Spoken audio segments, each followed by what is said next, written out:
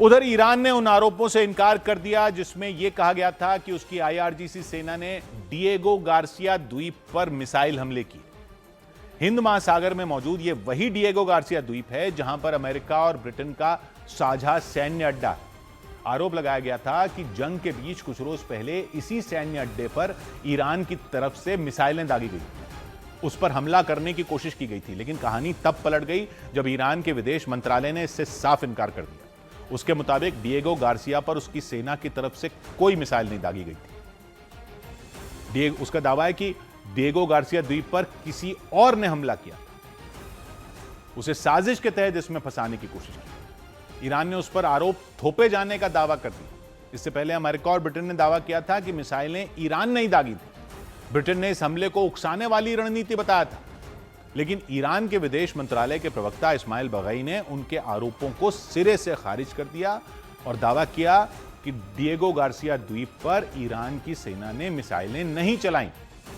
इसे इजराइल का उन्होंने फॉल्स फ्लैग ऑपरेशन बता दिया। फॉल्स फ्लैग ऑपरेशन का मतलब ऐसा हमला जो किसी और पर आरोप लगाने के लिए किया गया हो। यानी ईरान के मुताबिक जंग के दौरान ईरान पर आरोप मढ़ने के लिए इजराइल की सेना ने अमेरिका और ब्रिटेन के सैन्य अड्डे पर मिसाइलें दाग दी थी। नेटो के प्रमुख ने भी डिएगो गार्सिया द्वीप पर हमले की पुष्टि नहीं की थी। ईरान के विदेश मंत्रालय ने नेटो के प्रमुख की उन्हीं बातों का हवाला दिया और हमले के आरोपों से इनकार कर दिया, जबकि अमेरिका और ब्रिटेन ने आरोप लगाया था कि डिएगो गार्सिया की तरफ ईरान से ही मिसाइलें दागी गई थी। 19 मार्च को देर रात में द वॉल स्ट्रीट जर्नल अमेरिकी अखबार में इस हमले से जुड़ी एक रिपोर्ट भी छापी गई थी। उस रिपोर्ट में 2 मिसाइलों का जिक्र था। एक मिसाइल रास्ते में फेल हो गई, जबकि दूसरी मिसाइल को अमेरिकी सेना ने हवा में मार गिराने का दावा किया। लेकिन ईरान ने इन दावों को कोरी अफवाह बताया, ब्रिटेन और अमेरिका का प्रोपेगेंडा बताया। ईरान लंबे वक्त से यह दावा करता रहा है कि उसके पास इंटरकॉन्टिनेंटल बैलिस्टिक मिसाइलें नहीं है, यानी ऐसी मिसाइलें जो एक महाद्वीप से दूसरे महाद्वीप तक हमला करने की ताकत रखती हों, वो नहीं है। ईरान के मुताबिक उसकी सेना के पास केवल 2000 किलोमीटर तक हमला करने वाली मिसाइलें हैं। ईरान से हिंद महासागर में मौजूद डिएगो गार्सिया की दूरी तो करीब 4000 किलोमीटर है। नीले समंदर के बीच एक छोटा सा टापू है, चागोस द्वीप समूह जो हैं, जो मॉरिशस के थे, जो फिर ब्रिटेन ने ले लिए, वहां पर है ये। इसके चारों तरफ अथाह पानी पानी है। दुनिया के नक्शे पर यह भारत के बेहद करीब दिखाई देता है। उसके कुल क्षेत्रफल 30 वर्ग किलोमीटर, यानी ये टापू बेहद छोटा है। भारत के दक्षिणी छोर केरलम से दक्षिण पश्चिम दिशा में मौजूद डिएगो गार्सिया की दूरी लगभग 1800 किलोमीटर है। इसके पश्चिम में अफ्रीका है, उत्तर की तरफ ईरान है, अफगानिस्तान है, पूरा पश्चिम एशिया है, इसके पूर्व में इंडोनेशिया है और आगे चल के उधर ऑस्ट्रेलिया है। यानी डिएगो गार्सिया से कई देशों पर एक साथ निगरानी की जा सकती है। ब्रिटेन और अमेरिका ने इसीलिए वहां लंबे वक्त से सैन्य अड्डा बना रखा है। 1970 के दशक से दोनों मिलकर वहां सैन्य अड्डे जो उन्होंने बनाया उसका इस्तेमाल कर रहे हैं। अमेरिका ने इराक युद्ध के दौरान भी, अफगानिस्तान युद्ध के दौरान भी इस सैन्य अड्डे का खूब इस्तेमाल किया था। सैन्य रणनीति के लिहाज से डिएगो गार्सिया की जो लोकेशन है वो बेहद अहम है। जंग के दौरान वहां मिसाइल हमले के दावों ने माहौल को और ज्यादा गर्मा दिया। इधर स्ट्रेट ऑफ हॉर्मुज को खुलवाने के लिए बहरीन ने संयुक्त राष्ट्र सुरक्षा परिषद में एक प्रस्ताव दे दिया। न्यूज एजेंसी रॉयटर्स के मुताबिक स्ट्रेट ऑफ हॉर्मुज को खुलवाने के लिए बहरीन ने यूएन सुरक्षा परिषद में एक प्रस्ताव दिया। दावा किया गया कि उस प्रस्ताव में बहरीन ने हॉर्मुज गलियारे में जहाजों की सुरक्षा के लिए यूएन सुरक्षा परिषद से सैन्य कार्रवाई को मंजूरी देने की मांग की। पश्चिम एशिया में छिड़ी जंग के बीच दक्षिण पूर्व एशिया के देश फिलीपींस ने ऊर्जा आपातकाल घोषित कर दिया। वहां की सरकार ने ईंधन, खाने पीने का सामान और दवाओं की सप्लाई जारी रखने के लिए एक कमेटी बना दी। सरकार ने जरूरी चीजों की सप्लाई पर जोर दिया। पश्चिम एशिया में छिड़ी जंग के दौरान कई देशों ने ईंधन बचाने के लिए सख्त फैसले ले लिए। श्रीलंका और बांग्लादेश में स्कूल, कॉलेज और गैर जरूरी सरकारी ऑफिस बंद कर दिए गए। भूटान और पाकिस्तान में सरकारी कर्मचारियों के लिए हफ्ते में 4 दिन काम करने का आदेश दे दिया गया। कई देशों में प्राइवेट कारों के लिए पेट्रोल का कोटा तय कर दिया गया। युद्ध के बीच ईरान के आदिमश्क शहर में मौजूद इमाम अली अस्पताल को खाली करा लिया गया। ईरान के मीडिया के मुताबिक हमले के दौरान अस्पताल को भी निशाना बनाया गया। हमले के बाद उस अस्पताल में भर्ती मरीजों को सुरक्षित जगह पहुंचाने का दावा किया गया। उधर ईरान ने अमेरिका के सस्ते ड्रोन ल्यूकस ड्रोन को मार गिराने का दावा किया। इस ड्रोन को ईरान के शाहिद ड्रोन जैसा बताया जा रहा था। ईरान का शाहिद ड्रोन काफी सस्ता बताया जाता है, सटीक निशाना लगाने वाला ड्रोन माना जाता है। अमेरिका ने शाहिद ड्रोन का मुकाबला करने के लिए ही ल्यूकस ड्रोन को जंग के मैदान में उतारा, क्योंकि ल्यूकस ड्रोन भी शाहिद ड्रोन की तरह काफी सस्ता बताया जाता है, रेडार की नजर से बचने में सक्षम बताया जाता है। लेकिन ईरान ने दावा किया कि उसने अमेरिका के इस नए हथियार ल्यूकस ड्रोन को मार गिराया। ईरान ने यह भी दावा किया कि जंग की शुरुआत से वो अमेरिका के 130 से ज्यादा ड्रोन गिरा चुका है। इनमें अमेरिका के MQ-9 रीपर ड्रोन भी शामिल हैं। ईरान के खिलाफ जंग में पहले अमेरिका सिर्फ अपने MQ-9 रीपर ड्रोन के ही भरोसे था। वो शाहिद ड्रोन का मुकाबला करने के लिए MQ-9 रीपर ड्रोन का इस्तेमाल कर रहा था, लेकिन ये ड्रोन ईरान के शाहिद ड्रोन के मुकाबले काफी बड़े और महंगे हैं, जिसकी वजह से अमेरिका इनका इस्तेमाल उतना नहीं कर सकता जितना ईरान अपने शाहिद ड्रोन का कर सकता है। और इसीलिए शाहिद ड्रोन को टक्कर देने के लिए अमेरिका ने अपना छोटा ड्रोन ल्यूकस बनाने का दावा किया गया था। और अमेरिका ने महज 8 महीने में इस ड्रोन को बना लिया, ऐसा दावा था, और ईरान के खिलाफ जंग में उसे उतार दिया। ल्यूकस का मतलब low cost unscrewed combat attack system, LUCAS, low cost uncrewed combat attack system, यानी जंग में इस्तेमाल होने वाला ऐसा हथियार जो काफी कम खर्च में बनकर तैयार हो गया। और जंग में इसका इस्तेमाल भी ठीक उसी तरह हो रहा है जैसे ईरान अपने शाहिद ड्रोन का करता है। इससे पहले रूस और यूक्रेन की जंग में भी अमेरिका के हथियारों को शाहिद ड्रोन से कड़ी टक्कर मिली थी। उसके बाद इस जंग में भी शाहिद ड्रोन ईरान की सबसे बड़ी ताकत बन गए। अमेरिकी सेना के ठिकानों को निशाना बनाने के लिए ईरान इसी ड्रोन का इस्तेमाल कर रहा है। ईरान के पास शाहिद ड्रोन बहुत बड़ी तादाद में है। वो पिछले कई महीनों से इस ड्रोन को बना रहा है। ये ड्रोन सटीक निशाना लगाने के साथ साथ निगरानी का भी काम करते हैं। इसीलिए इस जंग में अमेरिका के खिलाफ ईरान बड़े पैमाने पर शाहिद ड्रोन का इस्तेमाल कर रहा है। ऐसे में अमेरिका ने इस ड्रोन को टक्कर देने के लिए अपना ल्यूकस ड्रोन तैयार करने का दावा किया था, जो शाहिद ड्रोन से मिलता जुलता ही है। हालांकि शाहिद ड्रोन अमेरिका के ल्यूकस ड्रोन से भी सस्ता बताया जाता है। ल्यूकस ड्रोन की कीमत $35,000 बताई जाती है, यानी भारतीय रुपयों में करीब 31 लाख, जबकि शाहिद ड्रोन सिर्फ $20,000 का, यानी भारतीय रुपयों में करीब 18 लाख रुपए का। तो देखा जाए तो ल्यूकस ड्रोन शाहिद ड्रोन से महंगा ही है, लेकिन इसके बाद भी अमेरिका के लिए फायदे का ही सौदा है, क्योंकि ल्यूकस से पहले अमेरिका जिस MQ-9 रीपर ड्रोन का इस्तेमाल कर रहा था उसकी कीमत करीब $2 करोड़ बता दी जाती थी, यानी भारतीय रुपयों में लगभग 180 करोड़ रुपए, मतलब 580 ल्यूकस ड्रोन के बराबर सिर्फ एक MQ-9 रीपर ड्रोन। और इसीलिए अमेरिका ने बड़े पैमाने पर ल्यूकस ड्रोन बनाना शुरू कर दिया।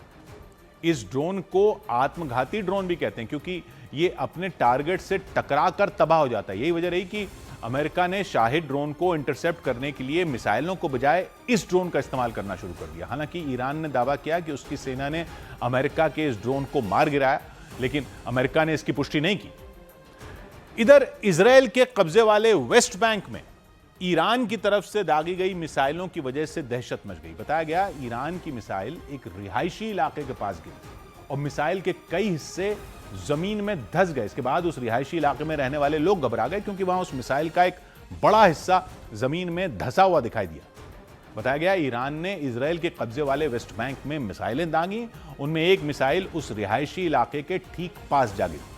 वहां रहने वाले लोगों के मुताबिक उनके मकानों से सिर्फ 10 मीटर की दूरी पर वो मिसाइल गिरी और उसका भारी भरकम हिस्सा जमीन में धंस गया। वो मिसाइल वहां उस निशाने पर आई या हवा में इंटरसेप्ट किया इजरायल ने और फिर वो भटक कर उस जगह गिरी, ये तो साफ नहीं हुआ। लेकिन वहां सुरक्षा को देखते हुए इजरायल की सेना ने घेरेबंदी कर दी। इसके साथ ही इजरायल की सेना के कई जवान भी वहां तैनात दिखे। वेस्ट बैंक में कुछ दिन पहले भी ईरान ने मिसाइलें दागी थी। न्यूज एजेंसी रॉयटर्स के मुताबिक ईरान के मिसाइल हमले में वेस्ट बैंक की 3 महिलाओं की जान चली गई थी और कई लोगों के घायल होने का दावा किया गया था। उधर खबर है अमेरिका के राष्ट्रपति डोनाल्ड ट्रंप मरीन कमांडो के बाद 3000 पैरा ट्रूपर को ईरान भेजने का फैसला ले सकते हैं।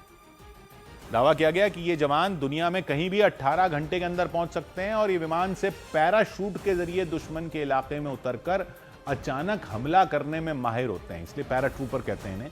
यानी डोनाल्ड ट्रंप ये फैसला लेते हैं तो वहां जमीनी लड़ाई भी छिड़ सकती है। और अमेरिका के अखबार द न्यूयॉर्क टाइम्स की रिपोर्ट के मुताबिक इन सैनिकों का इस्तेमाल ईरान के खार्क द्वीप पर हमला करने के लिए किया जा सकता है, क्योंकि खार्क द्वीप ईरान की कमाई का सबसे बड़ा केंद्र है। ईरान वहां से 90% अपना कच्चा तेल वहीं से निर्यात करता है। यही वजह है कि अमेरिका की नज़र ईरान के खार्क द्वीप पर, वो यहां हमला कर ईरान को आर्थिक रूप से बड़ा नुकसान पहुंचाने की कोशिश में है। खार्क द्वीप फारस की खाड़ी में स्थित है और ईरान के तट से इसकी दूरी करीब 25 किलोमीटर। उत्तर पश्चिम में बुशर बंदरगाह है इसके, वहां से उसकी दूरी करीब 55 किलोमीटर। और इसकी सुरक्षा में हर वक्त ईरान की IRGC सेना के जवान तैनात रहते हैं, जिसकी वजह से यहां हमला करना आसान नहीं है। अमेरिका यहां हमला करने के लिए मरीन कमांडो के साथ पैराट्रूपर की तैनाती पर विचार कर रहा है, ऐसी खबरें हैं। न्यूयॉर्क टाइम्स की रिपोर्ट है। अगर अमेरिका खार्क द्वीप पर हमला करने के लिए इस रणनीति पर आगे बढ़ता है तो पहले उसके मरीन कमांडो वहां हमला करेंगे, फिर वहां पैराट्रूपरों को उतारा जा सकता है। अमेरिका के रक्षा मंत्रालय पेंटागन में इस रणनीति पर गंभीरता से विचार किया जा रहा है। अभी तक इस पर अंतिम फैसला नहीं लिया गया, रिपोर्ट कहती है। इधर दावा है कि पश्चिम एशिया में चल रही जंग के बीच बहरीन में मौजूद अमेज़न वेब सर्विसेज दूसरी बार प्रभावित हो गई। दावा किया गया कि अमेरिकी कंपनियों पर ईरान के हमले की वजह से ऐसा हुआ। न्यूज एजेंसी रॉयटर्स की एक रिपोर्ट के मुताबिक अमेज़न ने दावा किया कि बहरीन में मौजूद AWS यानी अमेज़न वेब सर्विसेज के आसपास ड्रोन हमले हुए। इसी वजह से अमेज़न वेब सर्विसेज के दफ्तर में काम ठप हो गया। क्लाउड कंप्यूटिंग प्लेटफॉर्म है AWS, मतलब इसके जरिए डेटा स्टोर किया जाता है, इसके जरिए AI मॉडल भी बनाए जाते हैं, सरकारी दफ्तरों में भी इसका इस्तेमाल होता है। इसकी सर्विसेज प्रभावित होने से ऑनलाइन सेवाओं पर असर हो सकता है। दावा किया गया कि एक महीने में यह दूसरी बार है जब AWS पर असर हुआ। इससे पहले भी ईरान के हमलों की वजह से उसकी सुविधाएं प्रभावित हुई थी। हालांकि उसे दोबारा शुरू कर दिया गया, लेकिन जंग तेज होने के बाद एक बार फिर ईरान के ड्रोन का हवाला देते हुए अमेज़न ने बहरीन में मौजूद अमेज़न वेब सर्विसेज प्रभावित होने का दावा किया। हालांकि अमेज़न वेब AWS के दफ्तर पर हमले की पुष्टि नहीं हो पाई। जंग की शुरुआत में भी दावा किया गया था कि ईरान ने अमेज़न वेब सर्विसेज के दफ्तर पर ड्रोन हमला कर दिया। बताया गया यह हमला ईरान के शाहिद ड्रोन के जरिए किया गया था। हमले के बाद दफ्तर में आग लग गई थी, काम ठप हो गया था। ऐसा ही हमला UAE में मौजूद अमेज़न वेब सर्विसेज के दफ्तर पर भी हुआ था। हमलों की वजह से बहरीन और UAE में मौजूद उनके क्षेत्रों में बिजली गुल हो गई थी। AWS की तरफ से दावा किया गया था हमले में काफी नुकसान होने की भी जानकारी दी गई थी। हालांकि इससे पहले ईरान ने साफ चेतावनी दी थी कि वो खाड़ी देशों में मौजूद अमेरिकी कंपनियों के दफ्तर को निशाना बनाएगा। ये धमकी तब दी गई थी जब ईरान के एक बड़े सरकारी बैंक पर हमला किया गया था।